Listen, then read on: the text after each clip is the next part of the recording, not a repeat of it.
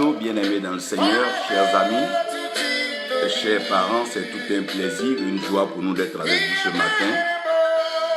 Et je crois que pendant que nous entrons vers la fin de cette année, il est aussi important que nous ouvrons nos yeux, surtout nos cœurs, pour recevoir le maximum que le Seigneur a prévu pour nous en ces derniers jours et en ouverture aussi des premiers jours de l'année. Que devons-nous dire de 2020? Que devons-nous dire donc des années à venir? Nous connaissons en partie et nous prophétisons en partie, nous révélons en partie, mais toute connaissance donc revient à Dieu. Seul Dieu est capable de nous dire avec exactitude, avec précision, les événements que vont traverser les nations, les continents et le monde entier. Pour l'heure, j'aimerais que nous réfléchissions sur quelque chose d'assez profond, d'assez fondamental. Nous bénissons donc Dorothée Virginie Mbayablé, que Dieu te bénisse. Évangéliste Lydie Miamien, la grâce de Dieu repose sur vous. Romaine, que Dieu te bénisse, à ici. Lars, tranquille bro. Et Xavier, que Dieu te bénisse, God bless you. Je suis à Ouagadougou. Donc, si cela te va, on pourra se rencontrer pour échanger un peu. Love day, God bless you. We really appreciate your love. We appreciate your presence and your care for us in our ministry. Extend greetings to Mama and T-Boy. We believe we'll see you again soon and very soon. It is a blessing to have people all around the world that believe God, believe Jesus Christ, are led by the Holy Spirit to trust messengers of God, receive the message of faith, and see it into manifestation in their lives. Aujourd'hui, je voulais ouvrir en disant que l'amour demeure toujours l'entrée et la sortie de la vie. Et comprenez l'amour ici, bien sûr, comme étant Dieu, comme étant ses projets, ses plans, comme étant sa manifestation dans sa plénitude. Donc, on ne peut pas entrer dans la vie sans amour, et on ne peut pas sortir de la vie sans amour. C'est par amour pour la vie que nous venons, et c'est par amour pour Dieu que nous repartons. Vous allez comprendre que si nous aimons Dieu, lorsque nous aimons Dieu à un certain niveau, nous pouvons donc parler comme Paul qui dit que pour lui en Christ, la mort est un gain parce que l'amour qu'il a pour Dieu, l'amour qu'il a pour Dieu qui est manifesté en Christ Jésus, lui donne le plein droit de voir cette sortie de la scène des hommes, cette sortie de la terre comme étant un gain pour entrer donc dans la vie céleste et jouir de la bénédiction céleste. Adief Goa, que Dieu te bénisse. Bakissa, que la grâce de Dieu soit avec vous. Donc, c'est par amour que Dieu nous fait sortir de la mort pour nous faire entrer dans la vie. Et donc, c'est par amour que Dieu permet ces choses. Donc, si Dieu permet ces choses-là, c'est par amour. Donc, c'est par amour que Dieu permet que nous vivons sur la terre et que nous accomplissions donc les œuvres. Le message que je vais vous adresser a pour thème « Toute porte qui se ferme ouvre une autre ».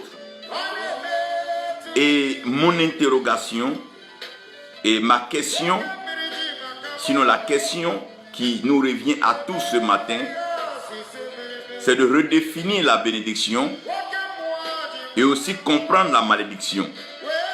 Si nous ne définissons pas la bénédiction et que nous n'approchons pas la bénédiction du point de vue de Dieu, et nous serons très surpris de comprendre que certaines formes d'aisance ou certaines formes d'accumulation, d'abondance ne sont pas forcément des bénédictions. Et nous allons comprendre aussi que certaines pertes, certains déserts, certaines souffrances et certaines solitudes ne sont pas des malédictions.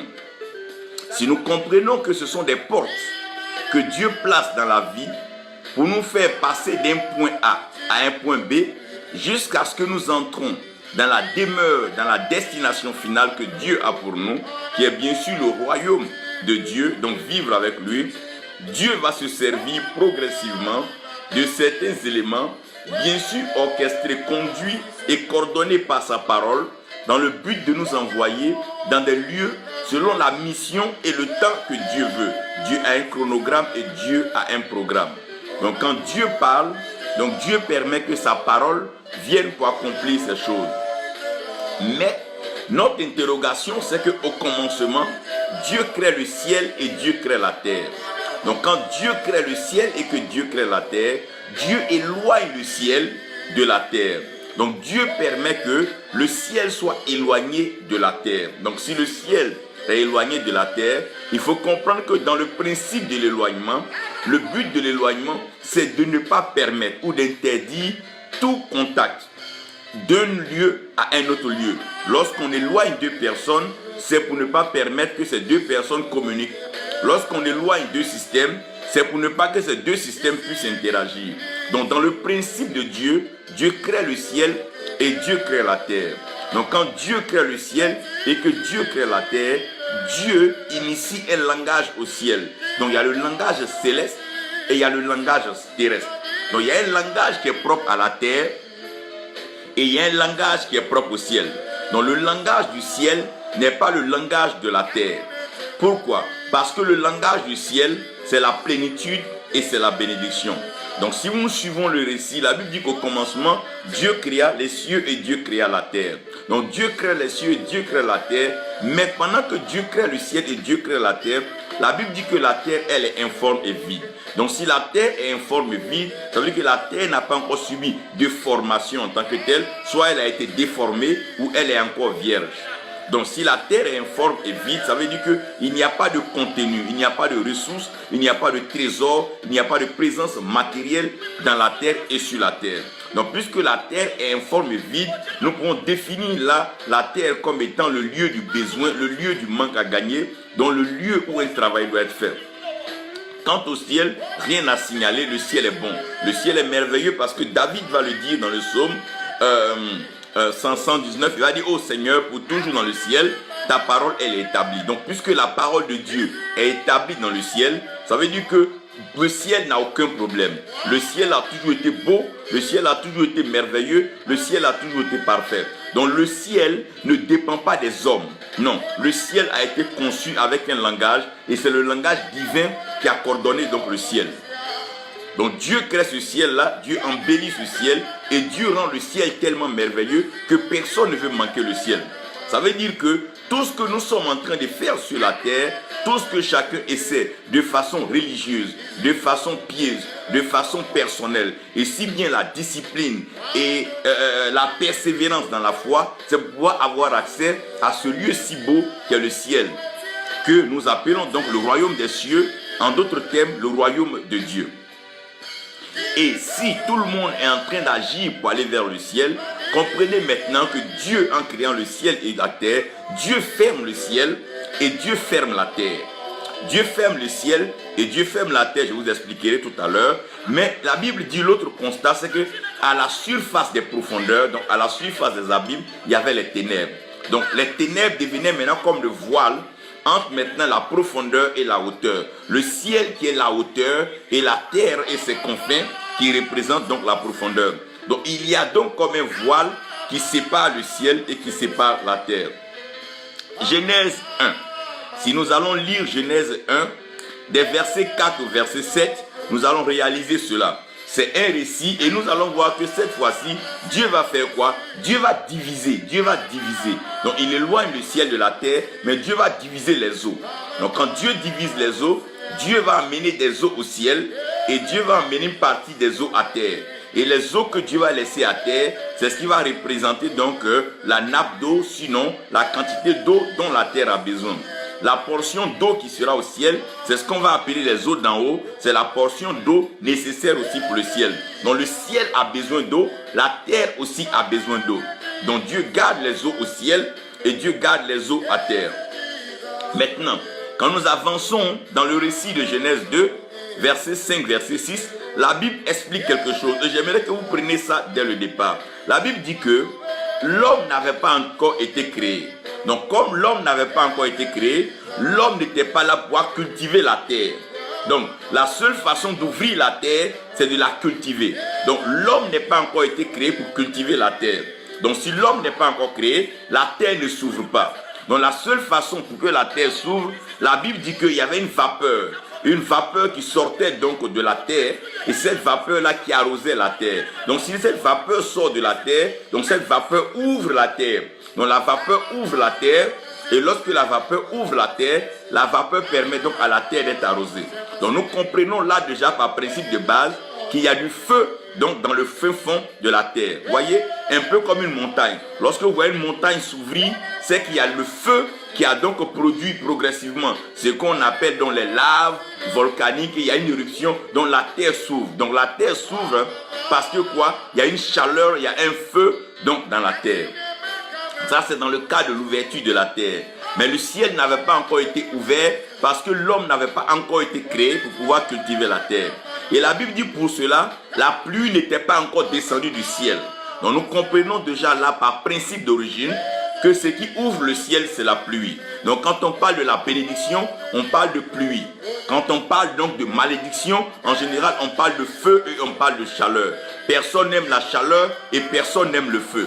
Si tout le monde avait l'occasion, l'opportunité, chaque maison, chaque lieu serait donc climatisé et on aurait bien voulu vivre dans un climat assez froid, un climat assez normal, acceptable pour la vie de l'homme. Donc le sous-sol devient maintenant le lieu de la malédiction, le lieu du feu, le lieu de l'enfer. Parce que c'est de là que la vapeur sort, et la vapeur sort sous quoi? Sous influence du feu. Maintenant dans le ciel là-bas, vous allez comprendre que ce qui va descendre du ciel, donc c'est la pluie. Paul va nous récupérer et nous dit ainsi, que tout don parfait et excellent donc vienne du ciel. Et ça là, c'est Dieu qui est le Père des esprits qui donne cela. Donc tout ce qui est don, tout ce qui est excellent, tout ce qui est parfait, donc vient du ciel. Nous venons bien de comprendre là que le ciel est le lieu de la bénédiction parce que c'est la pluie, donc l'eau qui peut ouvrir le ciel. La terre devient donc le lieu du malheur, donc la terre devient donc le lieu de la malédiction. Pourquoi? Parce que la vapeur qui sort de la terre pour arroser la terre est sous influence du feu, donc de la chaleur. Donc, quand quelqu'un est en train de vivre le bonheur, il commence à imaginer le bonheur aux eaux, à la plage et à tout ce qui est froid. Vous allez comprendre un peu que David dit l'Éternel le conduit vers les eaux paisibles. Quand on parle de la paix, quand on parle de l'abondance, quand on parle de la prospérité, quand on parle de l'étendue, on parle bien sûr donc de l'eau. Mais pour parler de quelque chose de difficile, d'inacceptable, d'inconcevable, on parle de feu, on parle de chaleur. Quand on parle de désert, on parle de cela. On parle de chaleur, c'est difficile. Quand on parle de l'enfer, on parle de feu. Donc comprenez que quand on parle de la malédiction, on va vers le feu. Et quand on parle de la bénédiction, on parle de la pluie. Donc la bénédiction dont l'Éternel parle, c'est la pluie. Il dit, il amènera ou il enverra la pluie de l'arrière-saison. Comprenez ceci avant que j'entre maintenant dans le vif de mon sujet. Lorsque Jésus serait en train de s'adresser dans Jean 3 à Nicodème, il va dire que si un homme ne naît pas d'eau, donc si un homme ne naît pas d'eau, si un homme ne naît pas d'eau et d'esprit, ce dernier ne peut pas entrer dans le royaume des cieux. Donc pour pouvoir entrer dans le royaume des cieux, pour pouvoir entrer dans le royaume de Dieu, il va falloir naître d'eau et d'esprit. Donc ce qu'il explique ici, il faut une nouvelle naissance. Cette nouvelle naissance demande la naissance d'eau et la naissance d'esprit. Matthieu 3 verset 11, allons-y voir ça. Matthieu 3 verset 11, je vais vous montrer quelque chose et puis je vous parle de ce dont je vais vous parler. Matthieu 3 verset 11. Donc dans Matthieu 3 verset 11, Matthieu 3 verset 11, de temps en temps si vous avez l'occasion, écrivez ces passages-là et puis ensemble nous pourrons les lire. Dans Matthieu 3 verset 11, voilà ce que le Seigneur dit. Voilà ce qui est dit. Moi, je vous baptise d'eau pour la repentance. Donc, je vous baptise d'eau pour la repentance. Mais celui qui vient après moi est plus puissant que moi. Et je ne suis pas digne de porter ses sandales. Lui vous baptisera du Saint-Esprit et de feu. Donc ici encore, nous voyons les deux choses. Nous voyons le baptême d'eau et nous voyons le baptême du Saint-Esprit.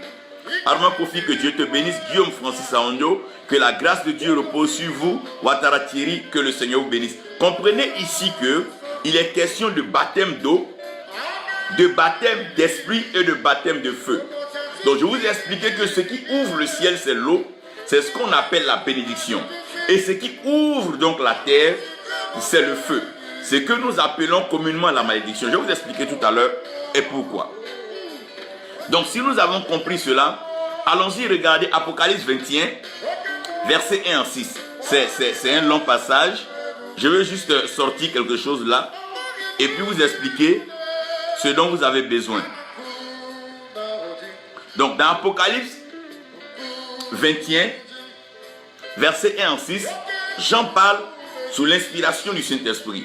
Il dit, et je vis un nouveau ciel et une nouvelle terre, car le premier ciel et la première terre s'en étaient allés. Et la mer, retenez bien, et la mer n'est plus. Quand on parle de la mer, on parle d'eau. Donc la mer n'est plus. Donc quand il voit ce nouveau ciel, il voit cette nouvelle terre là, il ne voit plus de mer, il ne voit plus d'étendue d'eau, comme s'il n'y a plus d'eau sur la terre. Et je vis la cité sainte, donc la nouvelle Jérusalem, qui descendait du ciel. Donc cette nouvelle cité-là, elle descendait du ciel d'auprès de Dieu, préparée comme une épouse ornée pour son mari. Et donc j'ai entendu une grande voix venant du ciel disant, voici l'habitation de Dieu est avec les hommes, et il habitera avec eux, et ils seront son peuple. Et Dieu lui-même sera avec eux, leur Dieu. Et Dieu essuiera toute larme de leurs yeux, et la mort ne sera plus. Et il n'y aura plus ni deuil, ni cri, ni peine, car les premières choses sont passées. Et celui qui était assis au-dessus du trône, et qui était assis sur le trône dit, voici, je fais toutes choses nouvelles. Et il me fit dire, écris ces paroles sont certaines, car ces paroles sont certaines et véritables. Et il me dit, c'est fait. Moi, je suis l'alpha et l'oméga, le commencement et la fin. À celui qui a soif, je donnerai, moi, gratuitement, de la fontaine de l'eau de vie. Père, merci, tu as l'autorité spirituelle suprême. Tu règnes dans le ciel et sur la terre, tu accomplis tes œuvres. Viens par ta parole et fais-nous du bien. Aide-nous à rentrer dans la révélation afin de maintenir le ciel ouvert sur notre tête et aussi de savoir quand ouvrir la terre pour, oh Dieu, qu'elle soit une bénédiction pour nous. Au nom de Jésus. Amen. Je suis en train de parler d'un message spirituel et qui a besoin d'une compréhension des principes de Dieu. Vous savez, la religion est faite de dogmes, d'enseignements, de compréhension et de connaissances. Mais ces choses en général sont limitées aux hommes. Un peu comme on va faire des cours de finance, d'économie, de droit, pour pouvoir avoir une position, une certaine stabilité sur la terre. Les religions, pour la plupart, arrivent à résoudre ces problèmes, permettent aux gens de vivre dans une certaine qualité de vie, pour être agréable et plaire donc à Dieu, le Dieu qu'ils adorent ou le Dieu qu'ils louent. Mais nous devons comprendre que quand Dieu crée avec des principes. Dieu crée avec des principes et ces principes-là, c'est les principes des portes. Pour pouvoir passer d'un lieu à un autre lieu, il va falloir donc connaître la porte, la clé, la révélation, la connaissance céleste qui permet de passer d'un lieu à un autre lieu. Donc quand Jésus dit il est l'alpha et il est l'oméga, ça veut dire que celui qu'il a connu comme alpha doit passer par la voie, le chemin, pour le reconnaître et le découvrir comme étant Oméga. Donc, celui qui l'a connu au commencement doit pouvoir persévérer dans le parcours pour à la fin le reconnaître comme Seigneur. Donc, les religions, les dogmes et les doctrines sont beaucoup plus en train de s'appesantir sur des lois terrestres et des lois plus ou moins universelles qui permettent aux personnes de pouvoir donc maintenir une qualité de vie qui serait agréable aux dieux donc qu'ils adorent. Ceci est vrai pour les religions, mais dans la spiritualité, il n'est pas question de juste respecter des principes, sinon des lois humaines pour vivre, mais plutôt comprendre les principes fondamentaux avec lesquels Dieu a créé. Donc suivre Dieu dans son mouvement. Pourquoi est-ce que je suis d'accord que sans spiritualité, la religion ne nous emmènera nulle part? Parce que le livre saint, la Bible, était scellé 7 fois. Il y avait 7 portes dans la Bible qu'il fallait ouvrir les unes après les autres. Donc c'est après avoir ouvert les unes après les autres que le livre est pleinement ouvert.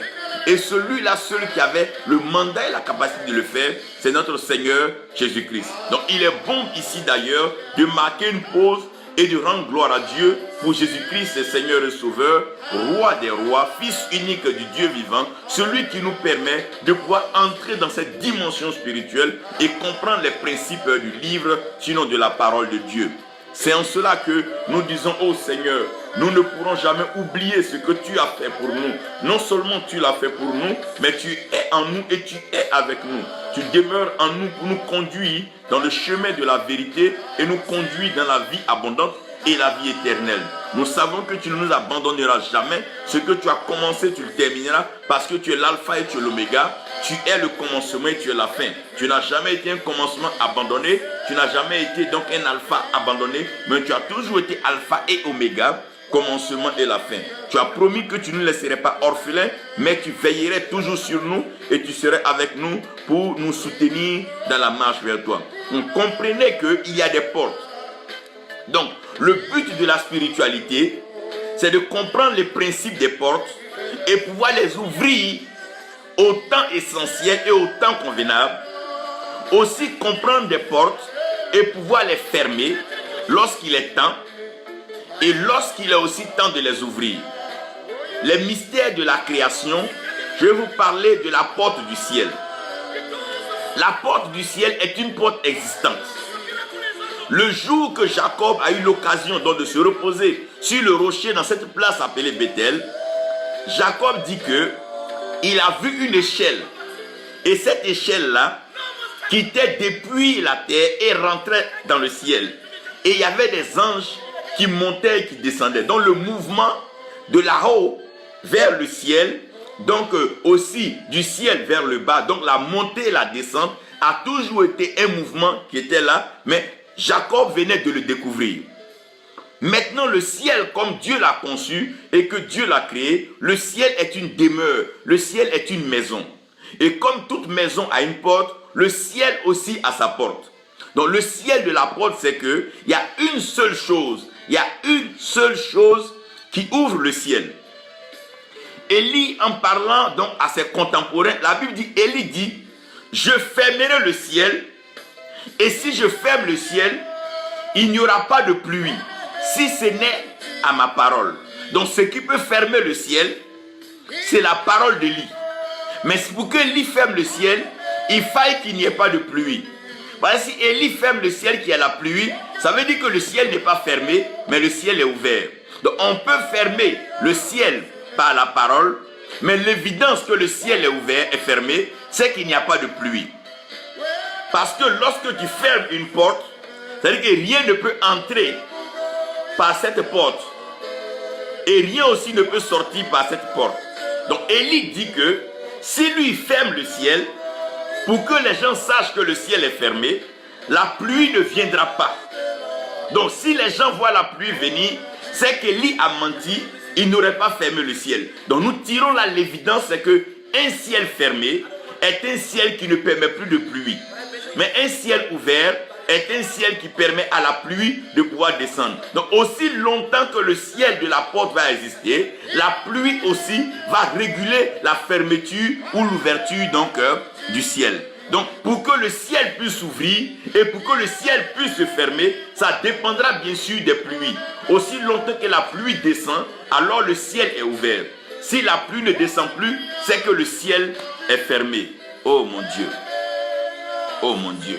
Quelqu'un m'aide à comprendre cela pour commencer. Donc vous allez comprendre que la porte du ciel dépend de l'eau. La porte du ciel dépend de l'eau. Donc c'est l'eau, la pluie, qui va déterminer la position du ciel, sinon la porte du ciel. Le jour que vous verrez que la pluie tombe, c'est que le ciel est ouvert. Le jour que vous voyez que la pluie ne tombe pas, frères et sœurs, ne nous blaguons pas, c'est que le ciel est fermé. Vous allez comprendre même quand Dieu va parler de la bénédiction dans Apocalypse 21 et en allant encore à Apocalypse 22, la Bible va dire entre le trône de Dieu et le trône de l'agneau, il y aura une eau qui va couler. Donc chaque fois que l'eau coule du ciel, ça veut dire que le ciel est ouvert. S'il n'y a pas d'eau qui vient du ciel, ça veut dire que donc le ciel est fermé. La porte de la terre. La porte de la terre, c'est la porte du feu. Écoutez bien, la seule façon de pouvoir entrer dans la terre, pouvoir sonder et découvrir donc les trésors qui sont là-bas, il va falloir des appareils ou tout ce qu'il y a comme artillerie. Et cela fonctionne par le feu, puisse-elle l'électricité ou bien par quoi, c'est une forme de feu. C'est avec le feu qu'on descend dans la terre. Si vous commencez à creuser dans les fins fonds de la terre, vous allez voir qu'il y a une chaleur. Il y a une certaine chaleur très forte qui est dans la terre. Donc la porte de la terre, oh mon Dieu, est ouverte par le feu. Regardez bien, lorsqu'il fait chaud, quand vous arrivez dans une zone où il fait très chaud, où il n'y a pas eu de pluie pendant très longtemps, la terre se fend seule. Il y a des fissures dans la terre. Au fil du temps que la chaleur avance, la terre se fracture. Et ces fissures-là deviennent tellement grandes qu'elles ouvrent. On peut commencer à voir dans le fin fond de la terre. Donc ce qui ouvre la terre, c'est le feu. Donc, ce qui permet donc à la terre de s'ouvrir, c'est le feu. Ce qui ouvre les montagnes, c'est le feu. Ce qui ouvre les collines, c'est le feu. Donc, c'est avec le feu que nous arrivons à voir donc l'ouverture de la terre. Vous vous souvenez un peu, lorsqu'il y avait la rébellion des fils de Corée, la terre s'est ouverte. La terre a ouvert sa bouche. Et donc, on parle donc du feu qui ouvre la terre. Le feu, n'oubliez pas que c'est la parole de Dieu. Et la parole de Dieu est un feu dévorant. Donc, c'est la parole de Dieu qui ouvre le ciel. Et c'est la parole de Dieu qui ouvre la terre. Mais la parole de Dieu ouvre le ciel par l'eau, donc la pluie. Et la parole de Dieu ouvre la terre par le feu. Vous allez comprendre que quand un homme est englouti dans la terre, on dit qu'il est parti aux enfers. Quand on parle de l'enfer, on parle de feu. J'aimerais que vous compreniez ces principes dès le début. Donc, le mystère de la porte du ciel est lié donc à l'eau. Regardez bien. Caïn agresse son frère Abel. Abel crie à Dieu. Dieu, en ce moment, n'entend pas la voix d'Abel. Mais lorsque le sang d'Abel verse, quand on parle du sang, comprenez tout ça comme étant dans la famille des eaux, des liquides. Donc l'eau, le sang, le lait, le miel et l'huile, tout ça fait partie de la famille des eaux. Je vous en ai parlé déjà du mystère des liquides. Donc lorsque le sang d'Abel verse par terre, Dieu dit qu'il entend la voix du sang d'Abel. Donc la seule chose qui peut permettre donc au ciel de s'ouvrir, c'est bien sûr l'eau, donc la pluie ou les liquides. Et ce qui permet donc à la terre de pouvoir s'ouvrir, c'est le feu, la chaleur, les difficultés et les épreuves. Vous allez comprendre que ce qui permet aux gens de s'ouvrir vers les autres, c'est les problèmes, les difficultés, le feu et la chaleur. Lorsque ça devient chaud, ça devient difficile, les hommes s'ouvrent aux autres. Les hommes s'ouvrent vers d'autres nations. Les hommes s'ouvrent sur d'autres peuples. Pourquoi? C'est les difficultés, c'est le feu qui amène cela. Et j'aimerais aussi vous dire ici que toutefois qu'on va découvrir des richesses, des trésors dans la terre, il va falloir du feu pour exploiter et du feu pour détruire aussi des peuples à côté. Ça va de pair. L'enfer va avec l'ouverture de la terre et la pluie vient avec l'ouverture du ciel. Maintenant, la porte de la bénédiction. Puisque la bénédiction vient du ciel, ça veut dire que la bénédiction est toujours liée à la pluie. Donc, si vous plantez tout sur la terre, qu'il n'y a pas de pluie, tout ce que vous avez planté va finir par mourir parce qu'il n'y a pas de pluie pour arroser. lorsque Paul est en train de parler, il dit, lui, Paul, il a planté, et il dit que non, Barnabas a arrosé. Ça veut dire quoi? Si lui, Paul a planté, et qu'on peut arroser, si on n'arrose pas, ça va mourir. Donc c'est parce que Paul a planté, et que ça a été arrosé, que Dieu a fait croître. Donc pour que Dieu fasse croître, il va falloir que ça soit planté. Si c'est planté, ça doit être arrosé. Donc la pluie n'était pas encore venue sur la terre parce que rien n'avait été planté. Donc l'homme n'avait pas encore été créé pour pouvoir planter. Donc quand l'homme plante, Dieu envoie la pluie pour pouvoir bénir. Écoutez-moi très bien. Lorsque Dieu est en train de bénir, il y a la bénédiction universelle qui vient de Dieu. Maintenant, Dieu bénit ce que nous plantons parce que Dieu arrose ce que nous plantons. C'est en cela que la Bible dit, ne nous trompons pas, un homme ne se moque pas de Dieu. Chacun moissonnera ce qu'il aurait sémé. Tu ne peux pas sémer la maladie quand on va arroser la maladie et ça va sortir guérison. Non, c'est faux. Et tu sèmes la maladie, quand ça sera arrosé, ça sortira maladie. Tu ne peux pas s'aimer la terreur. Quand ça sera arrosé, ça va sortir le bonheur. C'est faux. Tu sèmes la terreur, tu récolteras la terreur. Tu sèmes la misère, c'est comme ça. Donc la bénédiction, c'est quoi? C'est la parole de Dieu, c'est la pluie du ciel qui vient arroser ce que Dieu a dit ou ce que l'homme fait. Donc quand on parle de la bénédiction est liée à ce que Dieu dit. C'est une parole que Dieu envoie dans le but d'honorer son enfant, sa créature qu'il a envoyée sur la terre.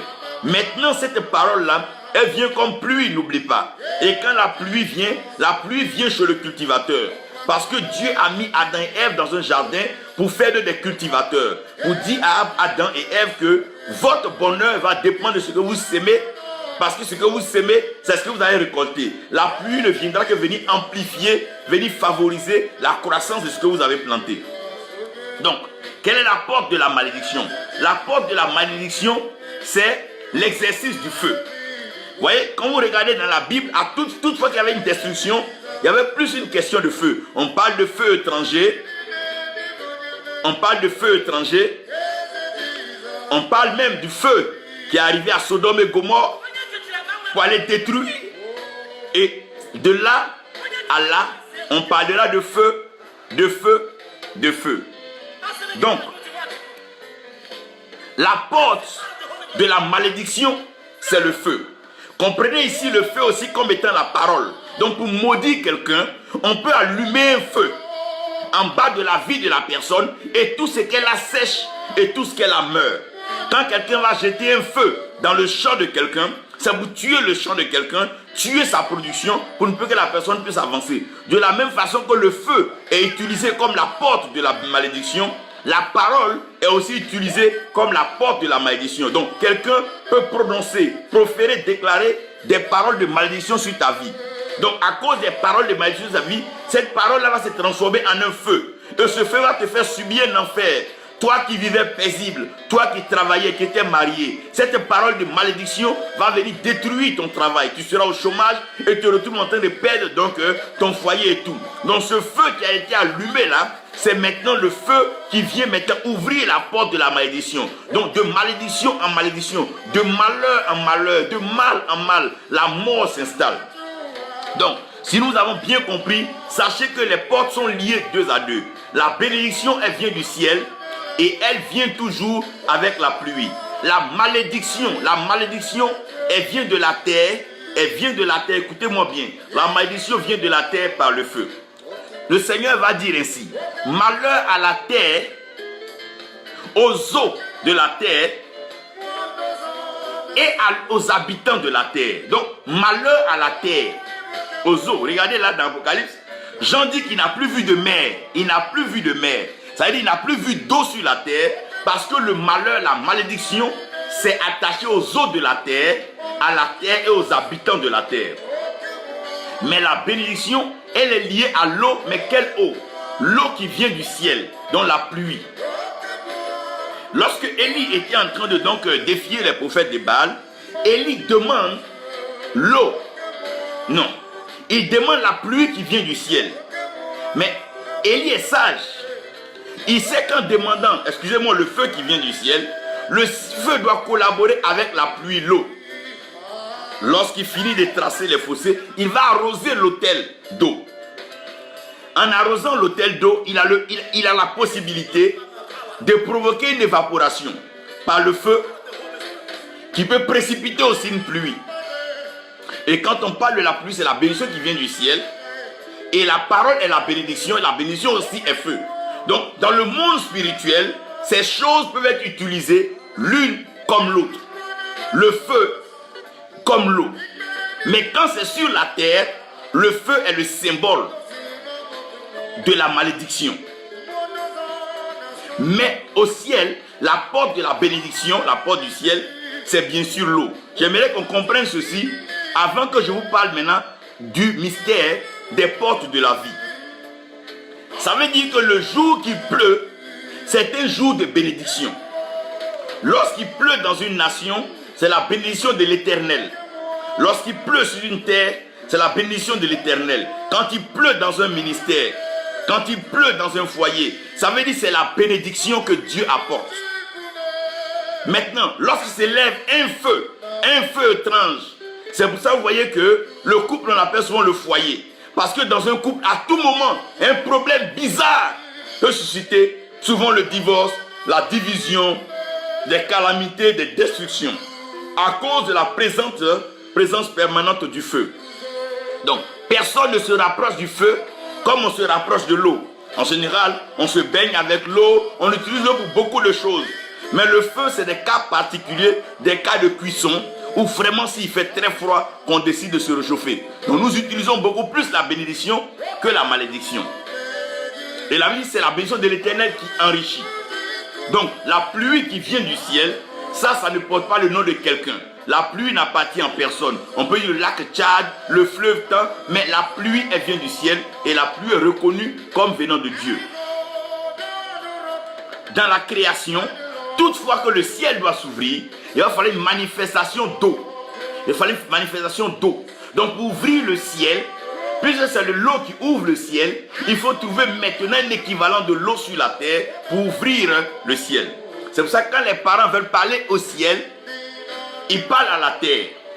Osée 2.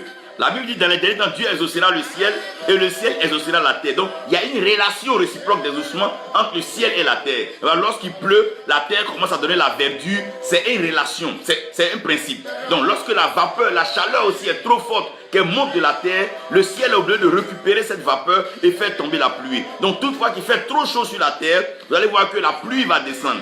Quand il fera aussi, il va commencer à faire trop froid, vous allez voir que la chaleur, donc Dieu utilise l'eau et le feu pour réguler la vie, pour que les hommes ne soient pas à l'extrême. Donc pour que nous ayons une vie équilibrée et une vie comblée. Donc ce qui ouvre le ciel, ce qui part au ciel, ce qui vit et existe au ciel, c'est l'eau et c'est la pluie. Vous allez voir, la Bible parle de la pluie de l'arrière-saison. Donc avant que les cultivateurs ne partent s'aimer, ils attendent la pluie. C'est la pluie qui donne le signal que c'est le temps donc, de la sémence. Donc la sémence est conduite par la pluie. Donc on ne sème pas quand il n'y a pas de pluie. On ne sème pas quand il n'y a pas d'eau. Il dit, jette ton pain à la surface des eaux. Donc tout ce qui permet à l'homme d'être heureux, d'être épanoui, est lié à l'eau. Et ce qui permet à l'homme de souffrir et de pouvoir donc se remettre en cause est lié au feu. La maladie est un feu. Tout ce que vous voyez dans une église sont venus dans une église par un feu. Personne n'est venu à l'église pour les beaux yeux du pasteur ou pour la bonne louange ou l'adoration. C'est faux. Personne n'est venu à l'église parce que le temple est beau ou le temple est bien bâti. Non, c'est faux. Il y a trop de grandes belles maisons ailleurs. Non, non, non. Personne n'est venu à l'église comme ça, non. Soit c'est un feu qui va le chercher. Ça peut être le feu de la maladie, le feu de la pauvreté, le feu de la misère, le feu du divorce, le feu du célibat, le feu du chômage. Il y a un feu forcément. Il y a un feu, il y a une forme d'enfer que les gens veulent éviter. C'est cette forme d'enfer qui veulent éviter, qui les introduit dans la maison de Dieu. Parce que les hommes, avant quand l'évangélisation se faisait, on te présentait l'enfer. Et quand on te présente l'enfer, tu dis les gars, baptisez-moi en même temps. Parce que ce truc-là, je ne veux pas aller là-bas. Donc, il y a un feu. Il y a comme une malédiction qui fait que les gens courent vers Dieu. S'il n'y a pas de malédiction, la bénédiction n'aura pas de place. La bénédiction vient pour ôter la malédiction et restaurer l'ordre des choses. Tout ce que vous voyez à l'église fuit une malédiction, il fuit un feu. Parce que lorsque la porte du feu est ouverte, l'enfer est permanent. Aujourd'hui, nous avons comme l'impression que la porte du feu est ouverte. Les hommes en train de vendre leurs âmes. Les jeunes filles en train de se livrer à tout type d'actes. Pour l'argent, pour le matériel, pour la célébrité. Le feu de l'enfer est ouvert. Oh Dieu qui fermera ce feu et fera descendre la pluie de la bénédiction. Cette évangélisation où la parole de vie est donnée et la pluie fraîche arrose les terres et les cœurs séchés et incrédules. C'est de ça qu'il est question. Il est temps que nous commencions à fermer les portes de la malédiction, fermer les portes de la terre. On enterre trop de jeunes hommes, on enterre trop de jeunes femmes, des enfants dans le jeune âge. On les enterre jour et nuit. Oh, le cimetière ne refuse pas. La terre, oh mon Dieu, qui a ouvert la porte de l'enfer, qui a ouvert la porte de la malédiction, qui a ouvert le feu, oh, feu étranger, qui a ouvert cette malédiction. Est-ce les pères? Est-ce les ancêtres? Non, là n'est pas la question. Mais nous devons fermer rapidement la porte. C'est dommage et triste quand nous voyons comment la malédiction bat son plein dans les lieux de culte, dans les religions, dans les pratiques. Pourquoi? C'est la porte du feu. Pourquoi? Parce que le feu transporte une forme de puissance, en quête de puissance, en quête de renommée, d'établissement. Les hommes courent ça et là à la recherche du feu. En allant chercher le feu, ils ouvrent la porte de la malédiction. Oh, le feu étranger est plein dans la maison et la mort prématurée se promène en portant ça et là. Des jeunes hommes qui avaient une destinée glorieuse. Qui vous a introduit au feu? Qui vous a initié au feu? Qui vous a envoyé exercer le feu? Ce n'est pas de ça qu'il est question. Quand on veut avoir accès aux richesses de la terre, quand on veut commencer à être orpailleur et tout, sachez que vous allez collaborer tôt ou tard avec le feu. Là où il y a les richesses, c'est vrai que c'est l'eau qui révèle les richesses, mais c'est avec le feu qu'on maintient les richesses. Là où il y a les trésors de la terre, il y a beaucoup d'armes à feu. Regardez les armes à feu dans le Congo, la Centrafrique, partout. Regardez là où on trouve les trésors de la terre. Mon Dieu, ce n'est pas avec de l'eau qu'on va chercher ça, mais c'est avec du feu. C'est avec le feu. Et pendant que le feu bat son plein, les portes de l'enfer s'ouvrent, des crises, des guerres, des calamités, ça et là. Les gens meurent. Il va falloir fermer les portes. Sinon la porte de la malédiction.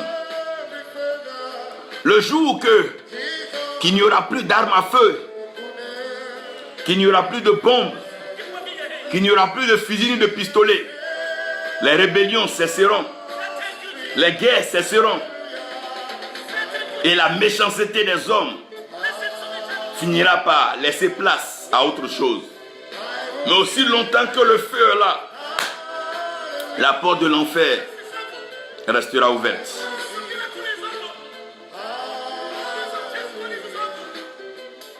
Le mystère des portes de la vie.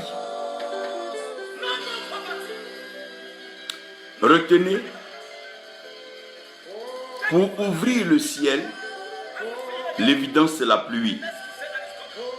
Pour ouvrir la terre, l'évidence c'est le feu. Quand on voit quelqu'un qui monte, c'est qu'il est mis sous le feu. Lorsque le feu est en bas, la vapeur monte, l'odeur monte, tout monte, le parfum monte. Et lorsque la pluie est en haut, elle fait descendre les grêles, la glace, la bénédiction et toutes ces choses. Les portes de la vie. La première porte, c'est la porte de la naissance. Et la porte de la naissance ne peut pas s'ouvrir s'il n'y a pas d'eau et de sang. Retenez ceci. Pour qu'il y ait une naissance naturelle, pour que quelqu'un passe du ventre de sa mère pour arriver sur la terre, il doit forcément falloir que la mère verse de l'eau et verse le sang. Quand la mère verse l'eau et qu'elle verse le sang, l'enfant arrive sur la terre. Et pour que la terre puisse recevoir l'enfant, on va couper le cordon ombilical qui contient l'eau et le sang. Donc, pour venir dans la vie, il va falloir forcément qu'il y ait de l'eau et du sang. Donc, la porte de la naissance est la porte de l'eau et la porte du sang. Donc, la porte de la liberté pour sortir du ventre de la mère, qui est le lieu de la captivité, le lieu de la servitude, où l'enfant ne dépend pas de lui-même, pour sortir de ce lieu et arriver dans la naissance qui est la vie qui commence, dans la liberté, la femme doit pouvoir perdre de l'eau et perdre aussi du sang. C'est la même chose quand le peuple de Dieu sort des entrailles des ténèbres dans Égypte. Quand le peuple de Dieu sort des entrailles d'Égypte, le lieu des ténèbres, le lieu de la servitude, le lieu de l'esclavage, il va falloir donc cette marque d'eau et de sang qui est vue par la mer Rouge. Donc l'ouverture de la mer Rouge, c'est au fait de l'eau qui s'ouvre et c'est du sang qui s'ouvre.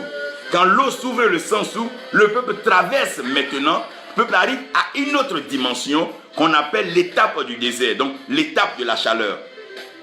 Quand l'enfant sort du ventre de sa mère, il descend directement sur une terre. Et l'enfant maintenant sera soumis à la température de cette terre-là. Avant, il était soumis à la température du ventre de la mère. Ça, c'est la porte de la naissance. Cette porte-là, elle ne marche que par l'eau et par le sang. Donc aussi longtemps qu'un être humain est sur la terre, sa vie est liée à l'eau et au sang. Donc ce qui restaure la vie de tout être qui est né d'une femme, c'est l'eau et le sang. Maintenant, la deuxième porte, c'est la porte de la nouvelle naissance.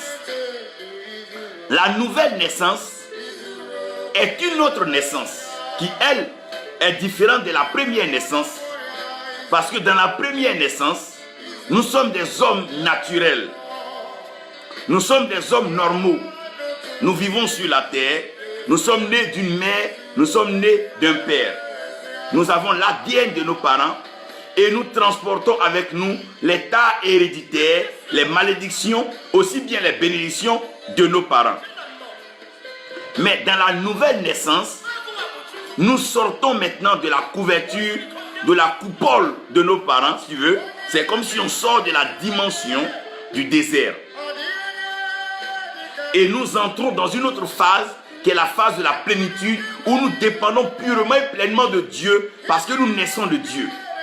Et cette nouvelle naissance-là, elle dépend de quoi? De l'eau, d'esprit et de feu. L'eau, l'esprit et le feu. Si vous avez bien lu Matthieu 3,11, l'eau, esprit et le feu, notez-les bien. Donc la naissance naturelle, elle demande l'eau et le sang. Lorsque vous voyez ces deux-là, c'est que l'enfant est né. Mais dans la naissance, la nouvelle naissance, on a besoin d'eau, d'esprit et de feu. L'eau, l'esprit et le feu. Maintenant, lorsque nous naissons de nouveau, nous sommes devenus des êtres renouvelés. Lorsque Jésus parle à Nicodème de la nouvelle naissance, il ne lui dit pas à lui, Nicodème, d'accepter lui Jésus en tant que Seigneur et Sauveur. Mais il dit, si personne n'est né de nouveau, si personne n'est né de nouveau, et donc naître de nouveau, ce n'est pas entrer dans le ventre de sa mère et naître encore d'eau et de sang. Non. Mais c'est une nouvelle naissance qui dépend d'eau, esprit et de feu. Maintenant, je vais vous parler de la porte de la vie éternelle.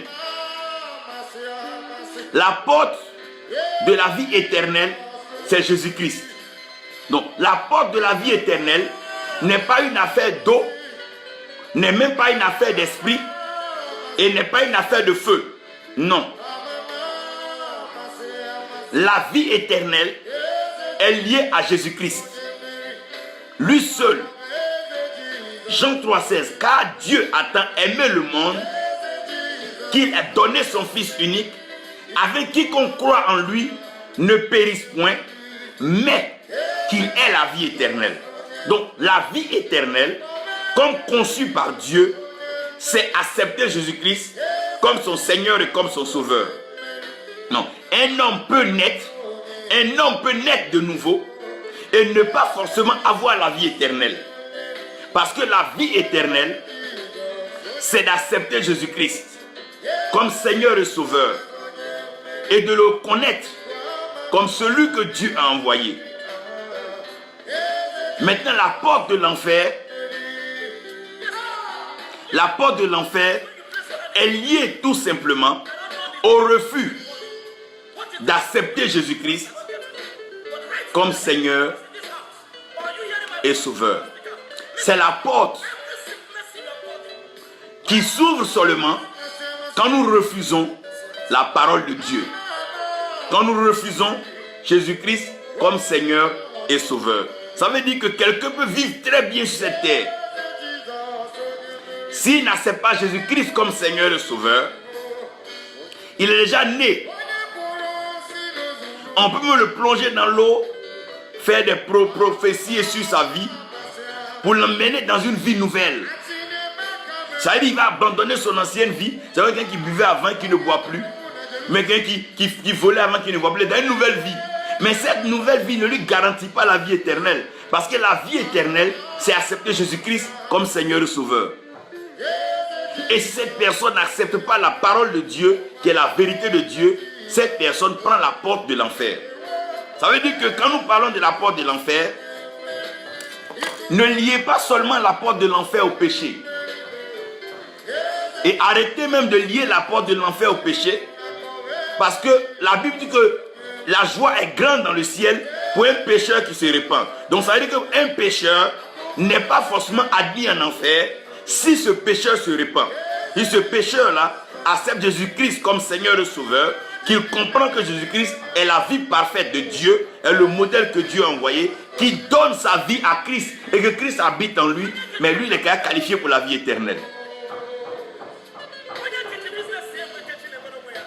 Maintenant, si vous avez compris ceci, récapitulons ici. La naissance, c'est l'eau et le sang. Pourquoi il n'y a pas pardon de péché s'il n'y a pas effusion du sang? C'est tout simplement parce que le péché en lui-même, il est héréditaire. Donc, comme le péché est héréditaire, le péché quitte depuis Adam, se promenant dans sa lignée jusqu'à nous. Et comme ce que nous avons de cette lignée, c'est le sang, donc c'est le sang lui-même qui est souillé. Et puisque le péché a été introduit en nous par le sang, pour éradiquer, pour ôter le péché qui est en nous, il va falloir qu'il y ait effusion de sang. Donc normalement, ce qui devait se faire, on devait maintenant nous blesser et faire couler tout notre sang qui a connu le péché et nous remplir d'un sang nouveau. Pour que ce sang nouveau-là ne porte pas le péché. Mais si on vidait notre sang, le péché déjà qui avait affecté nos organes par le sang ancien va se retrouver dans le nouveau sang qui va être mis en nous. Donc Dieu choisit de prendre celui qui n'a connu aucun péché, qui est Jésus-Christ, notre Seigneur, notre Sauveur, et il l'envoie à la croix. En l'envoyant à la croix, il nous met en Christ. Et en crucifiant Christ, il nous crucifie nous tous. Et comme il nous crucifie nous tous, nous mourons dans notre péché. Et quand nous mourons dans notre péché, nous ressuscitons avec Christ. Donc nous ressuscitons avec Christ, une nouvelle personne, une nouvelle créature. Donc cette nouvelle créature-là, c'est cette personne-là qui est en Christ. Et quand cette personne est en Christ, les choses anciennes sont passées. Donc ce que Jean est en train de voir, Jean est en train de voir une nouvelle naissance, une vie en Christ. Donc Jean est en train de dire que l'ancien ciel, le premier ciel et la première terre sont passés. Donc les choses anciennes, la première création, la première créature, elle est passée. Et voici maintenant que les choses sont nouvelles. Mais les choses sont nouvelles comment? Il y a un nouveau décor qui va se présenter, un nouveau ciel et une nouvelle terre. Maintenant, une nouvelle cité, une nouvelle maison, une nouvelle demeure, une nouvelle femme qui a une épouse qui est réservée à Christ. Donc, cette nouvelle épouse-là, elle descend de Dieu, elle descend du ciel. Elle est parfaite. C'est celle-là qui est sans ride et qui est sans tache. C'est avec cette épouse-là qu'on va célébrer la noce de l'agneau. Maintenant, je vais vous envoyer dans le message. Si vous avez compris cela, toute porte qui s'ouvre, ferme une autre. Toute porte qui s'ouvre, ferme une autre. Mon frère, lorsque tu ouvres les portes du royaume à une personne, sans savoir, je t'annonce que tu viens de lui former les portes de l'enfer. Quand tu ouvres les portes de la bénédiction à quelqu'un, sans savoir, tu viens de lui ouvrir, fermer les portes de la malédiction. Quand tu ouvres les portes de l'élévation à quelqu'un, tu viens de lui fermer les portes de l'humiliation et du rejet. Donc quand une porte se s'ouvre, une autre se ferme automatiquement. Lorsqu'une nouvelle année s'ouvre, une ancienne année se ferme directement. Lorsqu'une vie nouvelle s'ouvre à toi, la vie ancienne se ferme directement. Lorsqu'un avenir à Dieu s'ouvre à toi, oublie le passé qui t'a fait souffrir. Car une porte qui s'ouvre, oh mon Dieu, écoutez-moi là, elle ferme une autre. Une porte qui s'ouvre, ferme une autre. La pluie qui arrivera, c'est une pluie qui va laver la terre et va faire ressortir une nouvelle couche de la terre. C'est une nouvelle vie, une nouvelle peau, une nouvelle race, une nouvelle créature. La pluie de la paix va s'abattre sur les nations. Et lorsque la paix va s'ouvrir sur les nations, malheureusement, la guerre va s'enfermer. La porte des guerres va s'enfermer. Lorsque la porte de la bénédiction va s'ouvrir, la porte de la misère, de la pauvreté va donc s'enfermer. Lorsque la porte de la perfection, de l'excellence va s'ouvrir, la porte de la médiocrité, oh, cette porte mal, qui malmène l'Afrique va se fermer, les continents. Je vous parle des portes qui s'ouvrent pour fermer d'autres portes. Lorsque la porte de la joie s'ouvre, la porte de l'angoisse, la porte de la tristesse se ferme directement.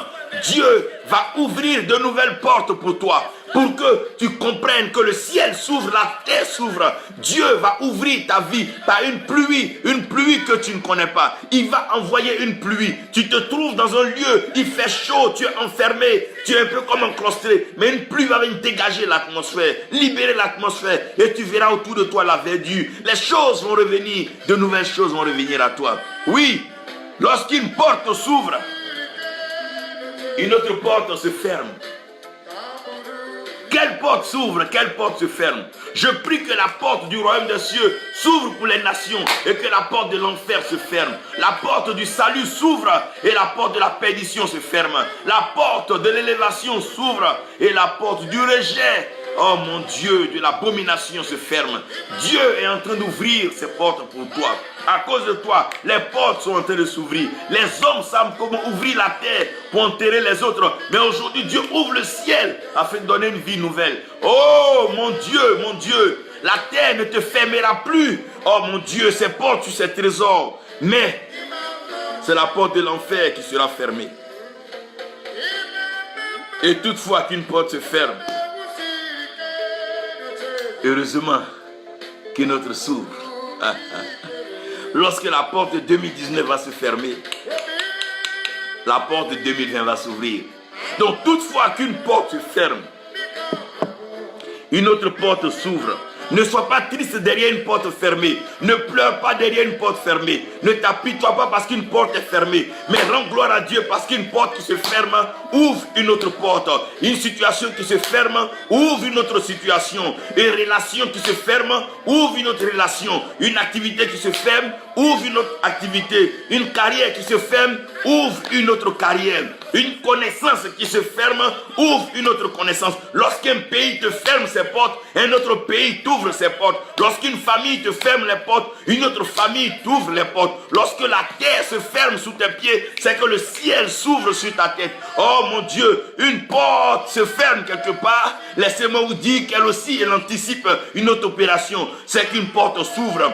Lorsque les portes se ferment, d'autres portes s'ouvrent. Lorsque la terre se ferme sur une personne, on croit qu'elle est enterrée. Mais une autre porte s'ouvre dans le sein d'Abraham. Cette personne arrive dans le sein d'Abraham. C'est la porte de la résurrection. Oh non, non, non, non. Ce n'est pas toutes les portes qui pourront se fermer. Dieu maintient la porte du ciel ouverte sur ta vie. La pluie arrivera et elle t'arrosera. Cette pluie, elle est pour toi Côte d'Ivoire. Elle est pour toi Burkina Faso. Elle est pour toi Gabon. Elle est pour toi Mali. Elle est pour toi Sénégal, Gambie. Elle est pour vous Libéria. Cette pluie, les portes vont se fermer. Il y a des portes qui vont se fermer parce qu'elles doivent se fermer. Il y a des relations qui vont finir parce qu'elles doivent finir. Il y a des connaissances qui doivent s'arrêter parce que la révélation va s'ouvrir. Là où la connaissance de l'homme se ferme, la révélation divine s'ouvre. Là où les hommes sont limités par la science, les mystères de Dieu commencent à s'ouvrir. Il se passe dans le ciel des choses que la terre ne peut pas comprendre. Il se passe des choses dans le ciel que la terre ne peut saisir. Dieu est sur le point d'envoyer une pluie abondante pour ouvrir les portes, mon Dieu, de la création. Il aura comme une pluie que personne ne pourra contenir. Cette pluie va faire monter comme l'arche de Noé. La pluie va faire monter des vies, monter des connaissances, monter des révélations, monter des hommes dans des domaines d'activité, dans le langage médical, le langage juridique, dans le langage économique, financier, oh, le langage politique et socio-économique. Dieu veut relever des têtes et des personnes. Pourquoi? Parce que les portes se sont fermées. Quelles sont les portes qui sont fermées? Des cerveaux, oh mon Dieu, sont partis dans les confins de la terre. Des hommes sages sont morts, mais d'autres très sages et plus sages sont en train de naître. La couche de David était la relève de Salomon. Je suis en train de parler, il y a eu des grands hommes en Afrique que nous avons connus, plus ou moins sur les noms de panafricanistes ou des pionniers de la libération. Non, lorsque la porte s'est fermée sur eux, une autre porte s'est ouverte. Il y a une nouvelle porte qui est en train de s'ouvrir. C'est la porte de la perfection. On parlera très bientôt de la perfection. Les hommes vont commencer à parler de Dieu avec assurance sans crainte. Ils ne seront pas liés à ce que l'homme leur soumet, mais ils regarderont la porte qui est ouverte. Regarde, la porte s'ouvre. Regarde, une porte est en train de s'ouvrir. Je ne parle pas d'une fenêtre. Non, non, non. Je ne parle pas d'une porte qui a été perforée. Je parle d'une porte toute ouverte. La porte de la paix, la porte de la prospérité, la porte de la réussite, la porte de l'établissement, la porte de la famille. Les hommes s'aimeront les uns les autres. L'amour de Dieu va croître dans les cœurs. On ne pourra plus faire du mal à un prochain ni à une mouche.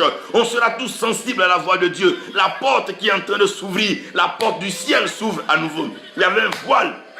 Le voile a été déchiré. Ça, c'est pour pouvoir voir. Mais après avoir vu, il y a la porte qui doit s'ouvrir. C'est par la porte que les bénédictions arrivent. Les bénédictions ne tombent pas par le voile. Non, le voile vient permettre à l'homme d'avoir accès par la vue. Mais la porte est en train de s'ouvrir. Des choses palpables, les choses tangibles, les choses vraies. Les choses vont venir. C'est un temps. Les portes se ferment sur nous. Pourquoi? Parce que d'autres portes doivent s'ouvrir. Certaines portes étaient des portes gênantes. C'était des portes de la distraction. C'était des portes de la perdition. Mais je suis en train de parler des portes de la sainteté, les portes de la pureté, les portes de la communion vraie avec Dieu, la porte de l'amour, la porte dans laquelle nous passons du temps avec le Seigneur. Oui, Bishop Rosa, c'est de ça qu'il est question. Emitabita Esther Niamien. Oui, c'est de ça qu'il est question. Rosine Balma, c'est de ça qu'il est question. Évangéliste Lydie Niamien. Oui, c'est de ça qu'il est question. Bas Francis, c'est de ça qu'il est question. Pourquoi? Je suis en train de parler de la porte qui est en train de s'ouvrir. Une porte comme un visa autorisé par le ciel qui te permettra d'entrer dans le lieu du bonheur. C'est la bénédiction de l'Éternel qui permet à l'homme de pouvoir entrer par les portes des grandeurs, les portes de la richesse, les portes de la royauté, les portes des sommités de ce monde. Oui, la porte est en train de s'ouvrir parce qu'une autre avait été fermée. Lorsque Dieu veut ouvrir une nouvelle saison, il ferme l'ancienne saison. Quand Dieu veut ouvrir, oh mon Dieu, un Nouveau Testament, il ferme l'Ancien Testament. Quand Dieu veut ouvrir une nouvelle alliance, il ferme l'ancienne alliance. Quand Dieu veut agir avec une nouvelle personne, il ferme une ancienne personne. Il dit le vieil homme. Lorsque Dieu a fermé sur le vieil homme, lorsque le vieil homme est englouti, l'homme nouveau, l'homme intérieur, l'homme spirituel, l'homme revêtu de la grâce, de la gloire de Dieu commence à agir. C'est la porte des esprits, la porte des enfants, des élus de Dieu. C'est cette porte que vont prendre tous ceux qui ont accepté Jésus-Christ comme Seigneur et Sauveur. Ils seront au rendez-vous des grands événements de la création. Ils vont s'introduire dans des milieux que personne n'avait connus. La biochimie, l'astronomie, l'astrologie. Ils vont commencer à montrer des choses aux gens comme si les hommes n'avaient pas connu la pensée et la volonté de Dieu. Ils vont aller expliquer la vérité divine à des scientifiques. Ils exposeront sur l'amour de Dieu et la sagesse divine. Et les philosophes seront convaincus. Ils reviendront vers Christ et l'accepter. C'est le langage que toute pratique sur la terre doit comprendre. La porte nouvelle, c'est la porte de Christ. Il a fermé la porte des anciens, il a formé même la porte par laquelle il passait. Maintenant il parle par son Fils, au travers de son Fils. Christ en nous, l'espérance de la gloire. C'est la porte de la gloire. Jésus-Christ, c'est la porte de la bénédiction. C'est la porte de la louange. C'est la porte de l'adoration. C'est cette porte. C'est cette porte. C'est cette porte qui s'ouvre maintenant. L'ancienne porte est fermée. L'ancienne pratique où on va adorer. Non. Mais la porte qui est ouverte, c'est la porte en Jésus-Christ. En lui, nous avons la vie. En lui, nous avons notre être. En lui, nous avons le mouvement. En lui, nous avons notre liberté. En lui, nous avons la parole. En lui, nous avons relation, communion avec Dieu. En lui, les bénédictions de Dieu nous sont manifestées. En lui, les bénédictions d'Abraham font partie de notre vie. En lui, tout ce qui avait été dit depuis la création, s'accomplit en nous. En lui, la malédiction est ôtée. En lui, la mort n'a aucun pouvoir. En lui, la vie, elle est abondante et elle est éternelle. En lui, nous avons toutes ces choses. Oui, gloire soit rendue à Dieu. Parce que les portes d'à côté se sont fermées et la porte de Christ s'est ouverte. Gloire à Dieu. Parce que la porte des hommes s'est fermée. La porte des relations, des réseaux sont fermés et la porte de Jésus-Christ s'est ouverte. Maintiens cette porte ouverte par ton obéissance, ta soumission. Maintiens cette porte ouverte par ta foi. Maintiens cette porte ouverte par la méditation de la parole de Dieu. Maintiens cette porte ouverte par, bien sûr, le jeûne, la prière. Maintiens cette porte ouverte par la pratique de ta foi. Maintiens cette porte ouverte par ton témoignage. Annonce Christ partout. Oui, une autre porte est ouverte.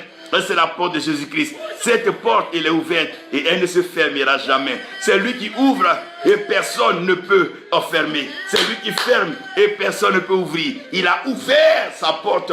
Il a ouvert son cœur. Il a ouvert son amour.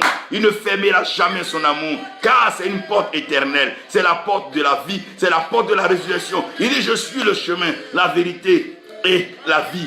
Oh mon Dieu, je suis aussi la résurrection. C'est le chemin par excellence. C'est la porte de la vie. La porte de la vie. La porte de la vie. Et la porte de la vie. La porte de la vie. La porte de la vie. La porte de la vie. C'est la porte de la vie. C'est la porte du bonheur. C'est la porte de tous les trésors. Merci Seigneur. Merci Jésus. Merci Seigneur. Pour ta faveur. Pour ta bénédiction. Merci pour ce que tu accomplis dans nos vies.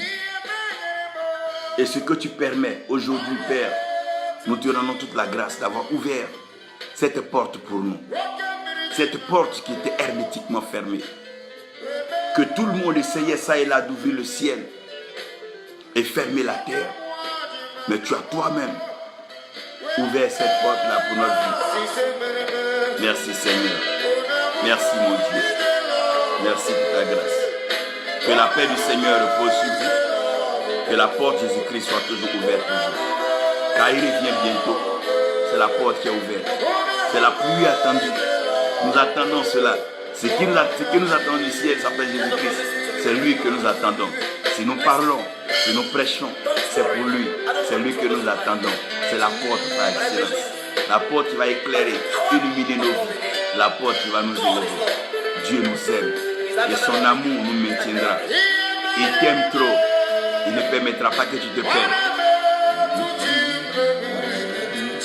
Que la grâce de Dieu repose sur vous tous. Méditez sur les portes.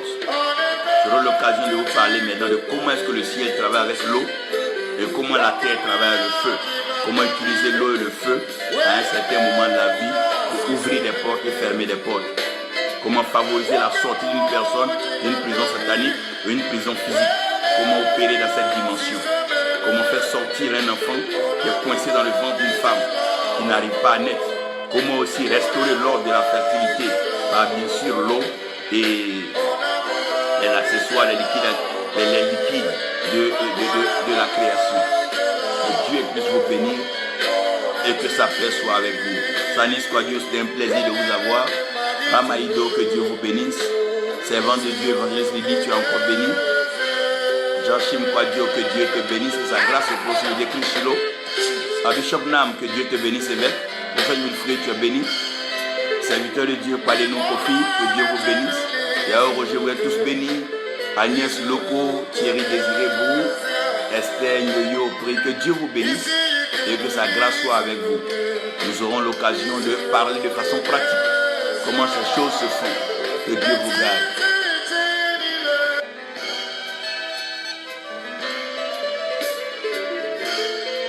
Vous allez comprendre comment on ouvre le ciel avec l'eau et comment on ouvre la terre ou on ferme la terre avec l'eau ou le feu.